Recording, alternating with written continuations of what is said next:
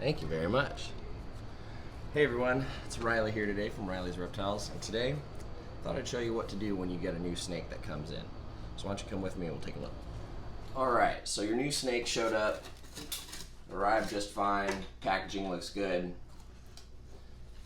and you're ready to get this little one set up. Two things we're going to talk about today, a major do and don't, and just some things to think about. The major don't for me is I'm not going to go walk this snake into my snake room and unbox it and film an unboxing in the snake room and essentially open my entire group of animals to whatever this animal may be carrying internally or externally. I quarantine across the board regardless of who it comes from, reputable breeder or not. It's just better safe than sorry. But not everybody has the luxury of having a separate corner like I do over here, or a proper quarantine facility building with separate air, water, and tools. So you do the best you can. Some people can only just quarantine across the room. Again, you do what you can. You service those animals last, different days. There's a whole host of things you can do to at least minimize any risk. And if you go scroll back and look through some of my videos, I outline some of my quarantine tips in that video. But today, I'm going to show you how to have the best level of success with a new hatchling carpet python that came in, and to ensure that that animal has a seamless transition and starts eating for you right away and is a healthy little one. So this right here is obviously a little granite, and we'll just assume that this girl came from a breeder from another part of the country, and I've just gotten this snake in. I don't want to be holding it a bunch and, showing it off and taking it around. I'll take a few photos because, let's be real, who isn't excited about getting a new snake? But then the first thing I want to do is I want to let that animal get in, get settled, and adjust as soon as possible. And the best way to do that is to replicate the setup that animal came in. And the best way you can do that is to get in touch with the breeder, ask for photos, see what they set them up in. Most breeders will tell you they set them up in a little 6-quart tub, simple hide and water. Nothing fancy, nothing crazy. And that's usually the best way to do it.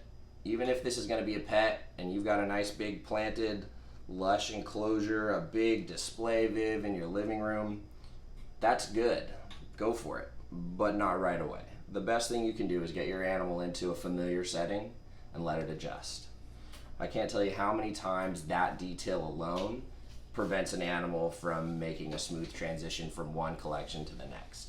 So if you want to have an animal come in, make a quick adjustment, start eating well, and basically have a shorter window where you have to be hands off, the best thing to do is follow that little guideline.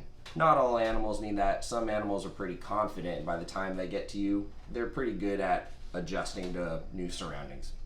So it's not always an issue. But if you do get a new carpet python in, or any snake for that matter, and you're finding that it's stressed, it's not eating, it's just not adjusting well, the best thing you could do is go back to the basics, get in touch with the breeder, and find out just what you've done differently and see if you can rectify that.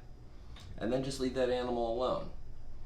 If this animal is in a quarantine situation, you want to leave that animal alone longer, and that'll give that animal more time to adjust. And then once they're eating confidently, everything looks good, and you have no concerns of any issues, you can essentially acclimate that animal into the rest of your group and start enjoying that animal.